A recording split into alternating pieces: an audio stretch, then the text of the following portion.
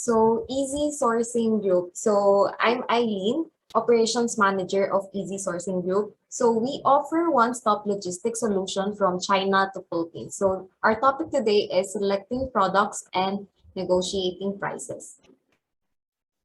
So first off, I'm gonna magkukwento muna ako ng success story ng client namin. So actually, few weeks ago, our client told me na she said na I will never forget the first time I started importing. So she said that before importation, before embarking on her importation journey, she spent so much time researching importation rules, what not to do as first-time importers, and red flags to look out for sa mga Alibaba sellers, what products to sell, tips and tricks. So they did this for half a year, so around 6 months before siya mag-start mag-import. So right now, they started with 0.09 CBM, so small like everyone else. And then now they are one of our top shipping clients, which ship and they ship around 20 plus CBM per month. So grabe, diba? From 0.09 to 20 plus CBM per month. So dati they pack their own orders, arrange their own lalamove, grab pick up, have mini warehouse sa aisle ng house nila. And right now, they are importing 20 plus CBM per month and have their own warehouse and have their own team who takes care of their Shopee shops. So, di ba? Super proud nga din kami nung narinig namin yun. So we also feel like we're also part of their successes. So if they can do it, you can too. So why am I sharing our client success story with you guys? So because as cliche as it sounds, but then super true talaga na if they can do it, you can too. So in order to be successful in your online shop or kaya sa physical shops nyo, very important syempre ang profitability. So alam natin as Shopee sellers that super important ang product selection because majority of our money or our capital goes to our inventory or our products. So in order to achieve healthy profitability, dyan na pumapasok na kailangan natin marunong makipag-negotiate with our Alibaba suppliers or other Chinese or China suppliers. So, okay. So selecting products and negotiating prices. So once again, but before we dive into the tips and tricks on how to select our winning products and how to get the best price from our Chinese suppliers, I'm Eileen, Operations Manager of Easy Sourcing Group. We here at Easy Sourcing Group help you grow your business. So we let you experience a hassle-free importation service like Miss J, so you can also achieve the success that she has achieved. So what do we mean by hassle-free importation experience? So we give you a one-stop logistics solution from China to Philippines, wherein we take care of everything from product sourcing to supplier negotiation to paying your supplier in RMB, which is their local currency, to shipping it to the Philippines, both via sea or via air, depending on your needs. So, yun. So actually, we started this company because we ourselves has experienced problems in importation. So yung mga madidelay yung packages mo, tapos follow-up ko ng follow-up, wala pa din. Tapos kailangan mo pa pumunta personally sa BOC or Bureau of Customs to file for your taxes, claim your packages, which is sobrang hassle. So this is a business that actually grown out of frustration. So we want na mas hindi kayo stressed out because we've experienced how stressful it can be. So we don't want you to go through the same thing. So we created a company that could be a one-stop shop for importation services that could help aspiring business owners as well as current business owners.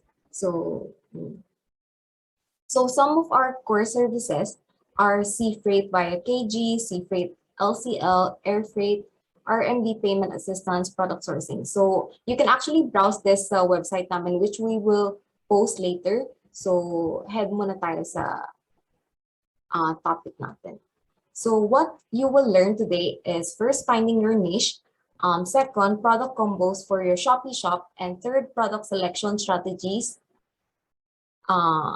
Fourth, product inspiration sources, supplier negotiation tips, and supplier relationship building tips.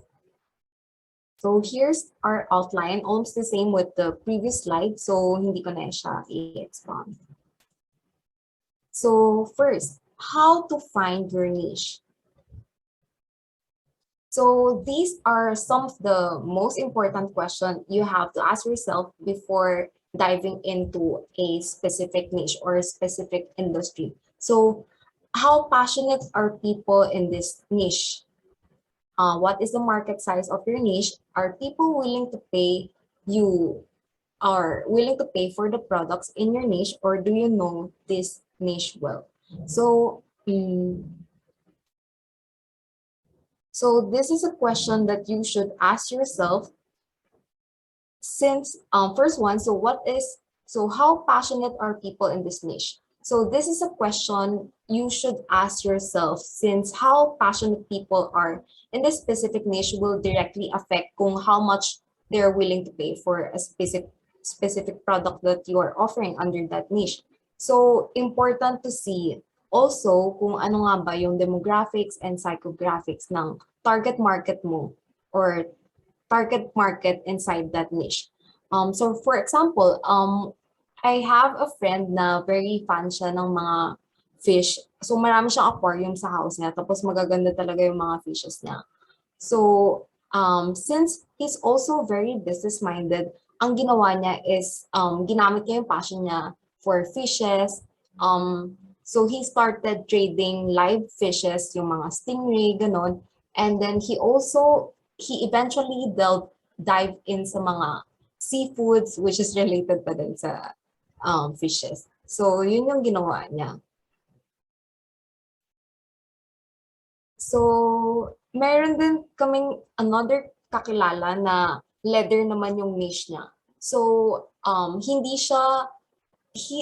she is working sa full-time, meron siyang full-time 9 to 5 job, and then she's selling leather goods on the side.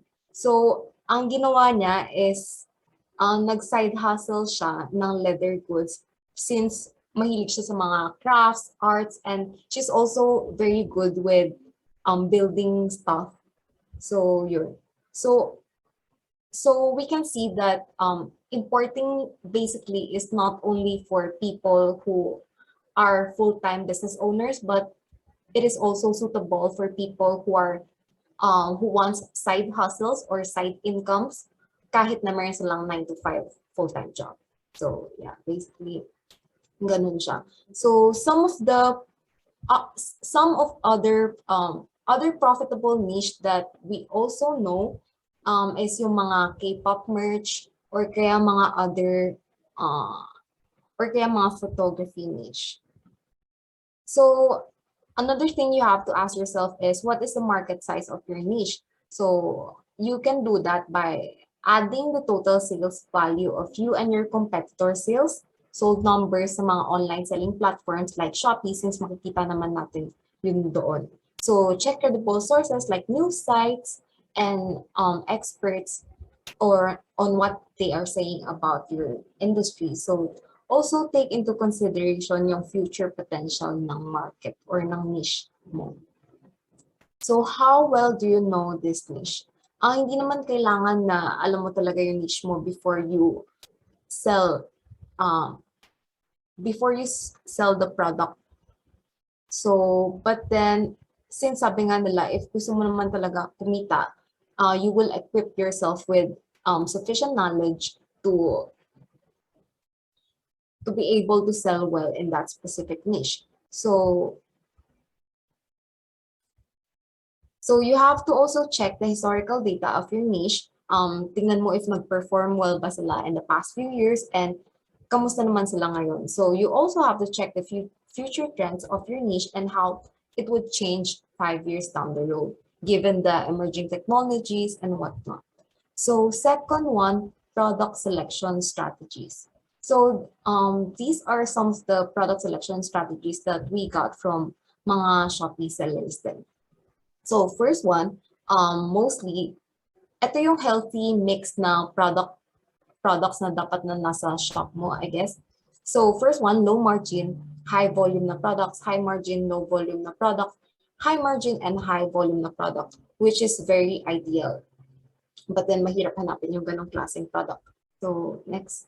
So some of the low margin and high volume products sa consumer tech, mayroong USB cords, cellphone cases. Sa food and beverages naman, mga grocery goods, fashion accessory, mga jewelries. So ito yung tinatawag natin na stable product. Kasi ito yung madalas na may stable demand sa shop mo. Madalas rin ito yung may pinakamalaking traffic.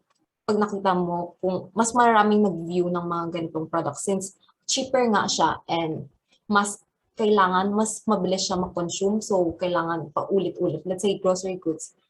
You can eat, ngayon, inumin mo yung kape, tapos the next week, kailangan mo ulit ng another sachet and stuff like that. So, consumable siya. So,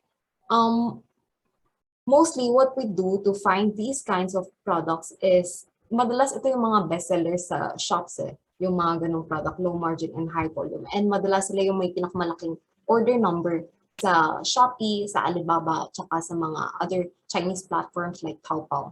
Makikita mo din siya. So, and then, but then at the same time, you have to also check if healthy pa rin ba yung profit margin. For me, healthy profit margin is around 15 to 20% because you have to take into account yung mga RTS mo, return to seller, mga transaction fees inside online selling platforms, and as well as yung mga possible expenses and losses mo along the way. So what's good about low margin or paghalo ng low margin, high volume products dun sa shop mo is stable yung traffic, stable yung sales day-to-day basis, so lower price per unit cost, high turnover means more cash flow for you or cash reserves for you. But then, ang con naman is a lot of other shops are also selling these kinds of items. So, wala siyang uniqueness. Pwede siya bumili sa'yo. Pwede din siya bumili sa other competitor. So, that's the downside. But then, you have to consider na, syempre, hindi naman lahat ng products sa shop mo nagsisell well. So, this is, at saka at the end of the day, if wala namang tumitingin ng product mo, hindi rin talaga siya magsisell. So, importante yung ganong klaseng product for you to get enough foot traffic muna bago you sell the higher end or yung mas mahal na product. That's what a lot of Shopee sellers do if you check out their shop actually. And second one naman yung mga high margin and low volume products. For example, sa consumer tech, light boxes, camera equipment, dun sa food and beverage naman is Sibas, yung mas mahal. And fashion accessory, jade bangles, mas mahal din siya. So ito naman yung tinatawag natin na profit product. Madalas talaga mas mahal yung mga profit product since mas konti yung competition dito in a sense na a lot of sellers are actually more afraid to import these kinds of products since konti lang sold number, tapos although high margin nga siya, pero alanganin ka ba din kasi baka malugi ka or kaya baka malugi ka basically, and saka baka walang masyadong bumili, ganun.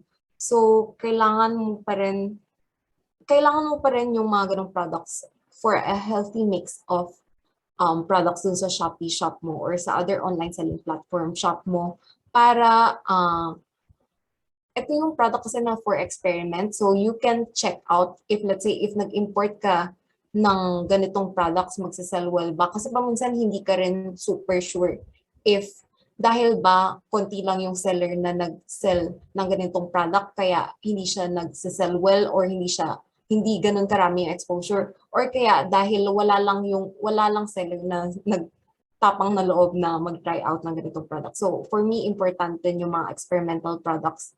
Important din to put some amount of products na experimental so that you can check out the market if tama ba yung analysis mo, tama ba yung research mo, tama ba yung predictions mo. So yun. So the pros, good profit margin, don't have a lot of sales. You don't have to have lots of sales order to have a good profit since high margin nga siya. And good thing also, little competition, high potential, high earning potential. But then the con is very risky siya since konti nga lang yung tapang loob na mag-try ng ganung product. And mostly, you need to invest a larger amount of money since price per unit cost is more, is mas mahal kaysa sa other product. So, ito yung pinaka-ideal na style of product that you want more of sa shop mo. High margin and high volume. For consumer tech, for example, iPhones, kahit na sobrang mahal niya, ang dami pa rin pumipila, ang dami pa rin bumibili. And for example, for software naman, MS Office, and then for food and beverage, Starbucks kahit medyo may kamahalan siya, marami pa rin bumibili. And for fashion accessory, one that we're na-check out namin every now and then is yung Talabay Kyla. So it's a really good kind. Ang maganda sa kanya is own brand siya. And at the same time, magaling sila mag-curate ng products na sila lang yung meron. So it's very unique. Tapos ang narinig ko is na-handpick talaga nila and ginagawa nila by hand talaga yung mga accessories nila. So I guess kaya mabenta kasi unique talaga siya. And may theme siya. May parang may Korean theme, may Taylor Swift theme, something like that. So what's good about these kinds of product is ideal talaga siya since it's very profitable and mabilis maka-gain ng large market share since high volume na siya. So mabilis siya, fast selling siya at the same time, very high margin. Unlike yung first one which is low margin pero high volume. So, but then ang con nito is maraming energy, maraming effort, maraming resources, maraming time, maraming money na kailangan i-shell out mo initially for this to work. So you have to be really patient in testing the product and in curating, in experimenting, and checking if meron ba talagang market for that product. And another con is yung mga copycat na competitors. Actually, we have a friend na cafe owner naman siya. Tapos, unique kasi yung theme niya. Tapos, after a few months down the road, yung mga nasa gilid niya, ginaya na rin yung design niya. So nung tinanong ko siya, ano na feel niya nung nakita niya na yung mga nearby cafes, kinagaya na yung design na sabi niya, okay lang daw, ganun naman daw talaga sa business, which is really true. And then sabi niya is, basta yung core hindi makuha, which is yung mga customer service, product, yung taste, yung lasa ng cafe, and yung mga food inside the shop. So yun. Hindi talaga maiwasan na may copycat competitors once na nakita nila this specific item is selling well. For example, dun sa Talabay Kyla, makikita mo na maraming shops or maraming accessories na ginagamit na yung name ni Talabay Kyla when they post ng mga photos, accessory photos, kahit hindi siya Talabay Kyla, yun yung ginagamit nila since they know na maraming search volume in that. So, hindi talaga yung maiwasan. So, second, product inspiration sources. Mostly, you can check out Chinese platforms or international selling platforms like Alibaba, Taobao, Jingdong, Tmall. These are Alibaba groups of companies. Since kung mapapansin mo, madalas yung mga nag-trend sa ibang bansa, magta-trend din dito sa Philippines. So, yun. And then for social media naman, you can check out Facebook, Instagram, TikTok, Pinterest, lalo na yung TikTok. Sobrang bilis mag-trend ng mga bagay-bagay dyan. So, it's a product inspiration source. So, product reviews, you also have to check if anong sinasabi ng mga clients or customers sa competitor products mo. Check mo lang yan sa mga Shopee shop, sa Shopee shop nila, dun sa product reviews. So, makikita mo if ano ba yung reklamo nila, ano ba yung pain points, ano ba yung hindi na-satisfy ng competitor mo. So, you can fill that gap out and satisfy them. So, pag ganun, you can actually win a bigger market share kahit paano. So, Fourth one, you also have to check out influencer recommended products. Very important to analyze bakit nga ba itong influencer na to, ito yung nirecommend at hindi yung isang product. So, yun. For sure, meron siyang tip, meron siyang feature na nakita na hindi niya nakita dun sa other product. So, yun din.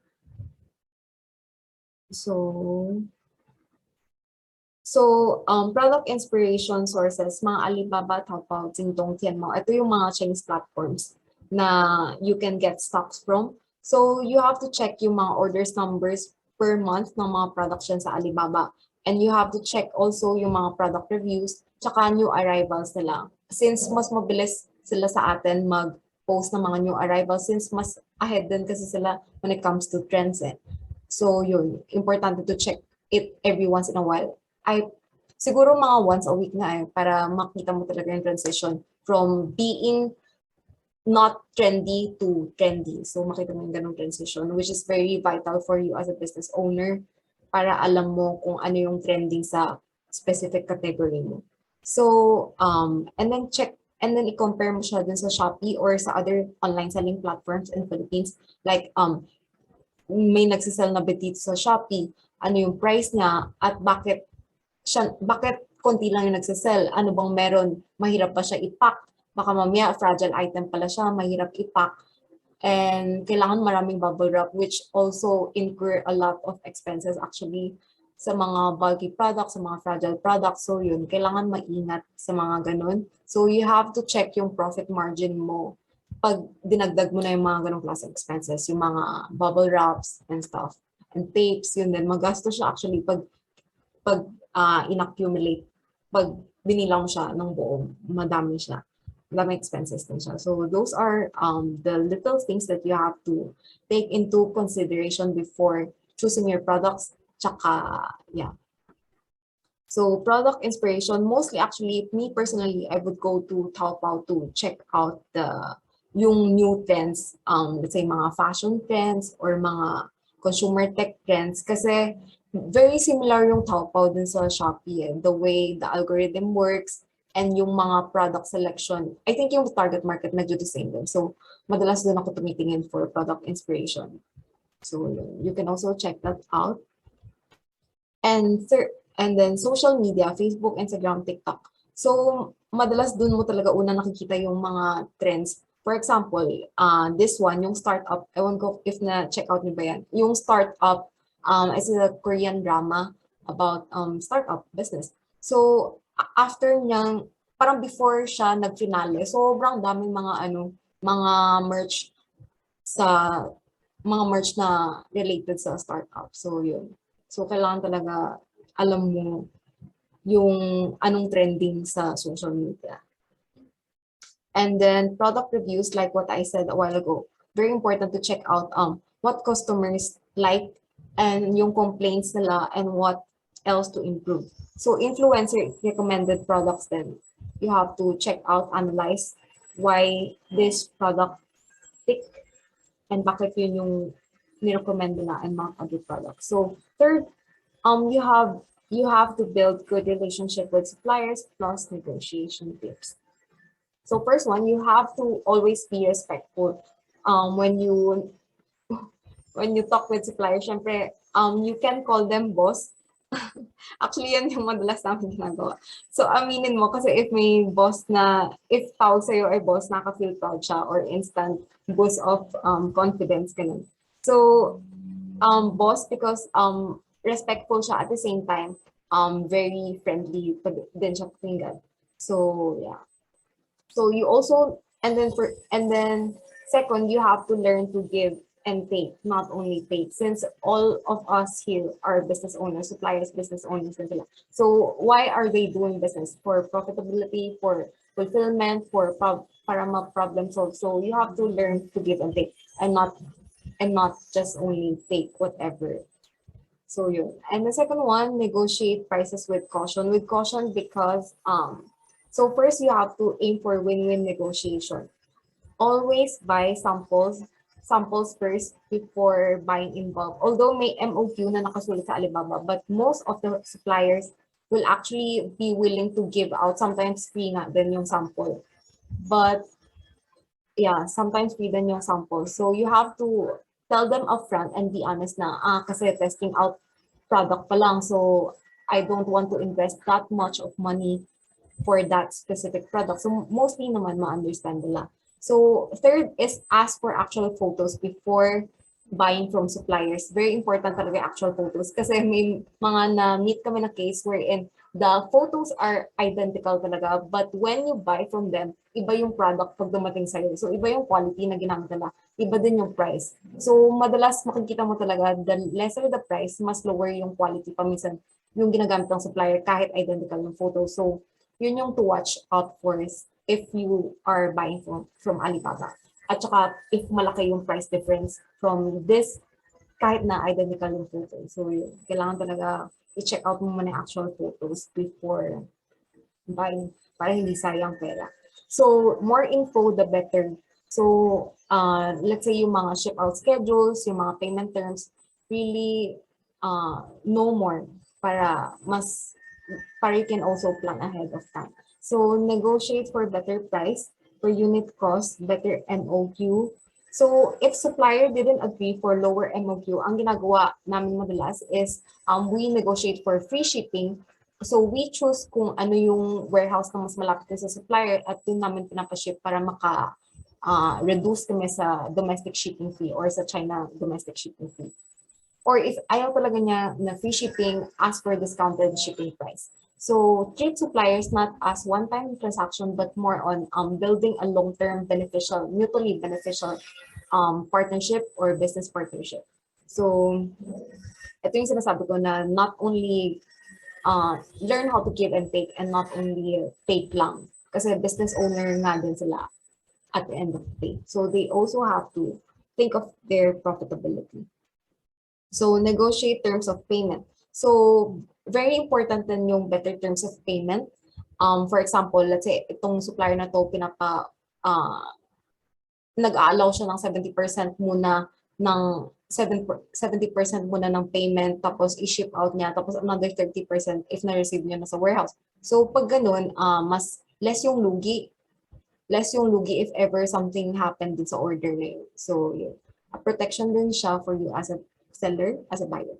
So paying in RMB or Chinese yuan, supplier will be more willing to give discounts. So sometimes some suppliers will be more willing to give discounts if RMB yung pinambayad mo sa kanila because they don't have to convert USD to RMB na. So hindi na sila mababawasan sa mga transaction fees and bad conversion fees. So yeah, always communicate, keep your communication line open. Use WeChat, WhatsApp since yung WeChat is parang Facebook din sa China. So walang supplier na walang WeChat. So easier kasi sila to reach via that platform. So ask for their holiday operating schedules as well since ngayon mag-Chinese New Year na. So ask kung kailan yung opening hours nila and kailan sila mag-Chinese New Year break and kailan sila pabalik para makapag-plan ahead of time ka. So diversify suppliers, very important din to. You have to engage with 3 to 4 suppliers at wag super loyal sa isa. Kasi may nangyari din sa client namin na matagal na niya nakatransact itong supplier na to. But then, dun sa last few shipments niya, pinalitan ng quality yung goods niya. Napansin nung client namin tapos nagreklamo siya dun sa supplier. So, yun, may mga ganong instances. So, wag masyadong kampante sa isang supplier lang. You have to diversify and find multiple suppliers for that specific product. Just in case anything bad happens. So, yun. Fourth, payment methods inside and outside Alibaba platforms. So, inside Alibaba platforms, may mga credit cards, virtual cards, debit cards. So, ang pros of paying inside Alibaba is protection against fraudulent activities, can get your money back when order goes wrong, can leave a review on Alibaba supplier when things goes wrong. So, but then ang con naman is meron siyang 2.99 transaction fees which is actually pretty high kasi may shipping fee ka pa na pag iisipin. So, kasali din siya dun sa working expense mo. So, and then mas mahal din siya kasi nga yung conversion rate not as attractive kasi madaming intermediary banks. Unlike when you pay outside Alibaba, um, you can pay your supplier via Alipay, WeChat Pay, or mga China bank transfer. So we can do that on your behalf. Meron kaming RMB payment assistance service. So yun yung ginagawa. So ang pros naman is walang transaction fee, walang 2.99%, which is a big plus kasi malaking cost saving talaga yun, lalo na pag malaki yung purchase amount. So very competitive exchange rates din since exchange rates lang kami, wala kaming transaction fees. So streamline din yung process since kami lang yung nakaka-transaction, diretso na agad sa supplier. But then the con is not suitable for new suppliers since possible na ma-scam kayo. So this outside payment method madalas ang ka-transact mo is yung long time suppliers mo na. So madalas yung mga old suppliers mo na. Ganun. So number 5, so how can Easy Sourcing Group help you grow your business? So we offer one-stop importation solution with Easy.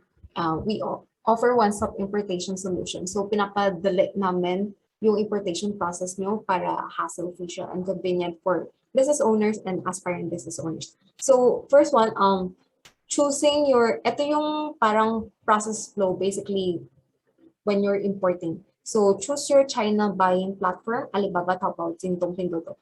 Pwede rin kami mag-advise kung ano yung mas okay for that specific industry or for that specific product. And second, you select what products you want to sell and then submit your orders inside Alibaba platform after negotiating for the best price. And then fifth one, payment to suppliers. Then 6 is China suppliers send goods to our China warehouse, which is meron kami 3 locations, Fujian, Shishi, Fujian, Guangzhou, tsaka Yiwu, Zhejiang. So, and the 7th one is you can pick up your packages in our Manila warehouse and start selling. So, paano nga ba namin pinapadali yung importation process for you guys? So, first, di ba kanina merong 7 steps? So, dito, magiging 3 steps na lang siya with the help of our services.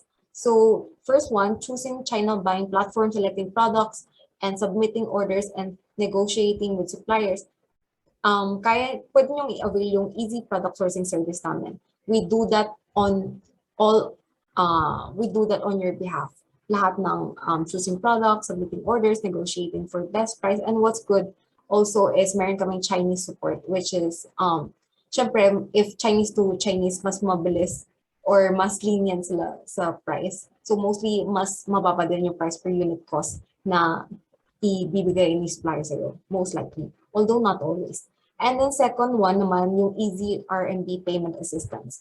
Also, we can help you pay your suppliers in their local currency, which is RMB. Saves up to 10% since no need na yung transaction fees and no bank charges, no intermediary charges, and only conversion rate lang talaga siya. So, hassle-free siya. And you can also send us the peso either via cash or kaya online bank transfer or yun. And then the third one is easy shipping services, CCBM, KG Air Freight. So double customs clearance kami na bahala dyan sa both China and Philippines, paperwork, tariffs, duties, and use of import permits kami na bahala dyan lahat. So we make the importation process as easy as 1, 2, 3. So yun. And yeah. So there's more. So lahat ng participants natin today, meron kami shipping discounts for all participants today. So 500 off on our C via CBM, but then may minimum na 1 CBM. So dati 8,500 pesos per CBM, now only 8,000 pesos per CBM. And take note, this is all in rate na inclusive of taxes, duties, clearance, customs related paper, customs work, customs clearance, brokerage fee, and the like. So, and we also have a referral program wherein you refer and get rewarded. So, you will receive a 100 off on your next shipment if yung ni-refer nyo na friend ay successful na nag-ship with us. minimum is 1 CPM as well. So you can redeem your referral code sa website namin. So you can register your account dito sa website namin. Just screenshot this, just scan this QR code so you will be directed dun sa website namin. So you register your account and then once na na-register, log in ka lang dun sa membership dashboard. Meron ditong refer na tab. So just click and then makikita mo na yung referral code mo. So copy-paste mo lang tong referral code mo at isend mo dun sa friends mo or kung sino man yung gusto mo i-refer. Tapos yung friend mo naman, if mag-register siya dito sa Easy Sourcing, pwede niya i-paste yung referral code mo dito sa red circle. So yan. Ganun lang siya kadali. So ma-track na namin kung sino yung ni-refer mo at nag-ship ba siya with us, minimum 1 CBM, for you to get 100 pesos off on your next shipment. So short recap of what we learned today. First one, finding your niche, which is important thing to take into consideration, market size, willingness to pay ng mga target audience in your niche. And second one, product selection, which is yung 3 healthy mix of products sa shop mo. Low margin, high volume, high margin, low volume, high margin, high volume products.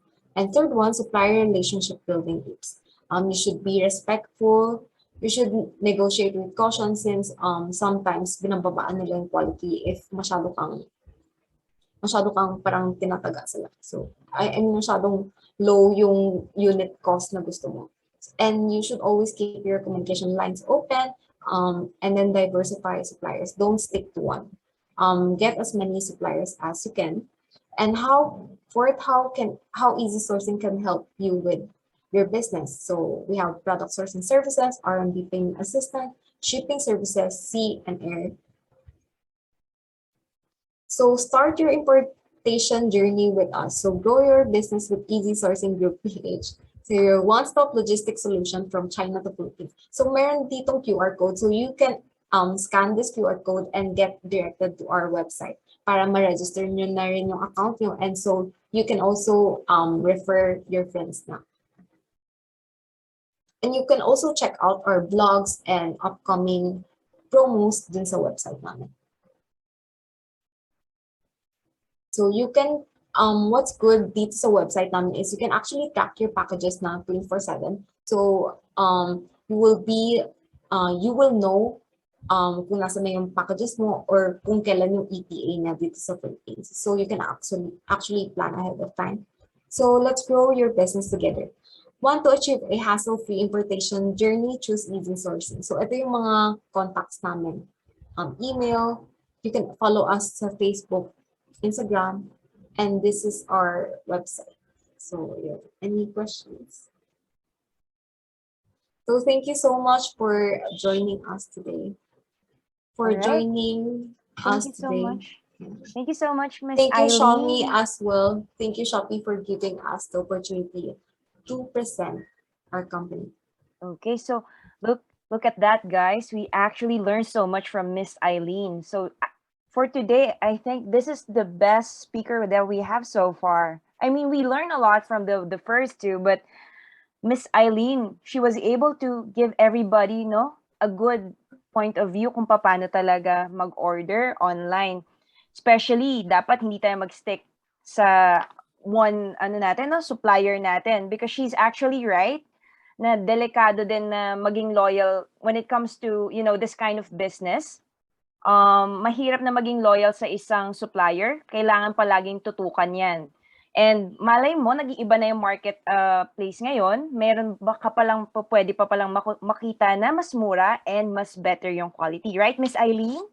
Yes, absolutely. Yes. All right. So we only have one question in our Q&A box, but maybe I can ask you some kasi ito din yung mga questions from some of our participants before, no? Baka meron from here na galing Visayas and Mindanao. Since your warehouse is in Manila, ano kung galing kaming Visayas and Mindanao? Paano mo kami matutulungan, Miss Eileen?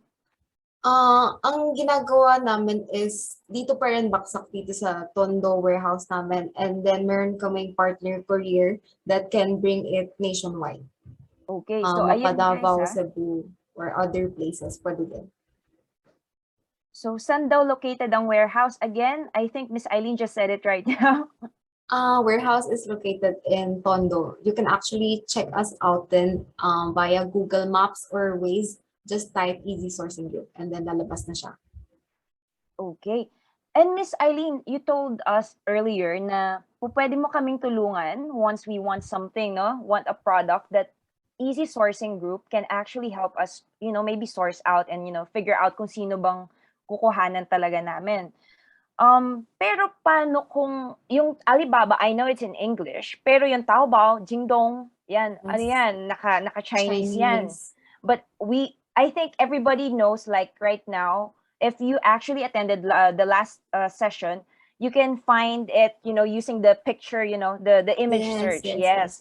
Paano, but I actually use Taobao too. So, may times na pag sinerch ko yung picture, hindi naman talaga yun yung gusto ko. Or if I ever found anything slightly near to it, hindi pa rin yun talaga. So, can you actually help us pag binigay namin yung picture sa inyo and then maybe, give us a source, maybe one or two sources for that one? Yes. No problem naman. Meron din kami mga clients na ganun yung ginagawa. They just send us the photos and estimate quantity and mga features lang. And then we do the rest for you guys.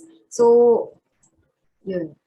Kaya namin siya gawin kasi easier siya sometimes when you type in Chinese or when you translate specific English name to Chinese, mas mabilis siyang mahanap. So, yun yung ginagawa minsan. If hindi talaga siyang kaya via product search. Okay. Alright. Tapos meron tayong question from Ansi. Do you also have a service for checking inspection of the goods before it gets shipped to Manila? We are actually working on that since a lot of people have been requesting. But then right now, hindi pa siya fully working. So for now, wala pa. But we are actually checking if kaya ba natin siya madagdag in the near future. All right. And from DM, can we have the list of the Chinese websites that we can source products from? Yes. You can message our CS sa FB page. They can assist you sa mga Chinese website na pwedeng pag-sourcean. Okay. So, meron pa, madam, dumami na yung Q&A natin na sa mga questions sa ating Q&A box. So, how long does it take from Easy Sourcing's product sourcing to shipping? Sourcing to shipping, yes. Depends on complexity of the project. Let's say we have client dati na yung medyo complex siya kasi what she wants to do is branding. So ang gusto niya is put her own brand and then meron pa siyang mga customization na kailangan. So if ganun yung project, it will take a bit longer since kailangan pa ng pre-production, production, and post-production. So, medyo matagal if ganun. But then, if mga products na kaya natin i-picture search, if mga ganong klaseng products, let's say, readily available products na hindi na kailangan ng customization, pag ganun easier, mostly mga 2 to 3 days, once na nag-agree tayo with the payment terms and the price per unit cost, then most likely 2 to 3 days, okay tayo sa price, okay tayo sa payment terms, we can pay the supplier na and then supplier can ship out na and then okay na. So around sourcing is 2 days if easy lang yung products. Tapos ship out ng supplier depending on their location to our Easy China warehouse location. So let's say if sa Guangzhou din siya, then most likely after 2 days, receive na rin namin doon sa Guangzhou warehouse. So if ganun, in total, mga 30 days siguro, dito na sa Philippines. Okay, guys. If easy yung products. Okay. Kasi mahirap pag customizations. Madami sa China na ganun, guys. Yes. And it's really nice, actually. But again, Miss Eileen is right. And it takes time talaga. Especially they're working on, they want to see first kung okay ba yung products, samples and everything like that. So take note of that. So Okay, Miss Eileen, they're asking kung ano daw yung partner carrier nyo na mag-ship for North Luzon. You can chat our CS for that. Okay, Sa FB guys. page na lang po. FB Opo. page, mabilis lang silang hanapin. You just type Easy Sourcing Group, Easy lalabas sourcing. kagad sila. Yes, yes. Okay, just to clarify, help me specific supplier. Do you have a list of specific supplier per specific items? No, no. Mostly, no. Ang ginagawa talaga namin is we check depending on your, let's say, budget or kung gusto mo nyo ba ready to ship na agad yung product. So it largely depends on the client also. If gusto ba niya na ship out agad yung products or if anong features yung hinahanap niya. Kasi may mga clients na okay lang sa kanila na maghintay, let's say, for a week bago i-ship out ng supplier. Since ang may gusto talaga silang specific model. Ganun. So, may mga clients din na hindi sila very specific with the model. Ang gusto lang nila fast shipment.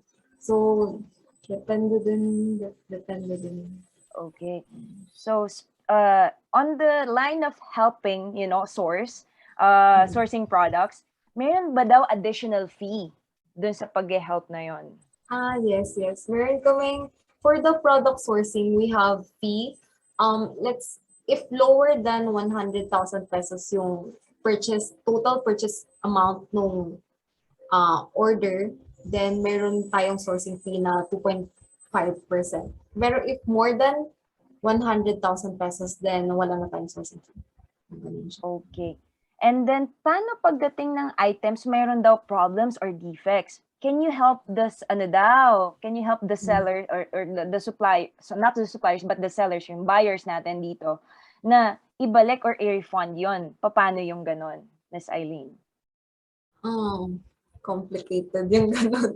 kasi let's say if kami yung involved dun sa buying process, which is inavail rin nila yung sourcing service namin, meaning meron din liable din kami to negotiate with the supplier pagdating dun sa return refund. But then, mas mahirap kasi yung case, let's say if hindi kami yung bumili on their behalf. So if ganun, hindi namin alam kung what they initially agreed with the supplier, if na-communicate well ba nila yung gusto nila, yung requirements nila, yung quality requirements nila. So, yun yung mas mahirap. So, some of our clients, let's say, if sa amin din siya nagpa-product source, mostly kami na rin nag-negotiate for the return refund, which is recently, yung kinento ko kanina na yung supplier niya sa huli, pinalitan yung quality. Recently, na-process naman namin yung refund. So, yun yung kagandahan siguro if kami yung nag-source din. Since alam namin on how to communicate better with them since yun nga, Chinese yung language na ginagamit namin. Okay, thank you so much, Miss Eileen. I think we can have one more question and then we can wrap this one up now. Miss Eileen, can you also assist in negotiating for lower MOQ? Yes. No problem. Yes. We can also assist. Since mahirap kasi if malaki yung MOQ, medyo malaki sa capital. So we completely understand, that's why we also help in negotiating lower MOQ and better price per unit cost. All right, meron pang one question from Reg, pero I think Miss Yas is already answering that one. Again, thank you, Miss Eileen. If you have any more questions, guys, again, just visit them on their Facebook page. They also have their own website. Look at the screen right now. Please scan the QR code. And again, thank you so much, Miss Eileen, for a very informative webinar for today. Okay, thank you so much, guys. Have a great day ahead. Thank you so much. Hope you learned a lot. Yes.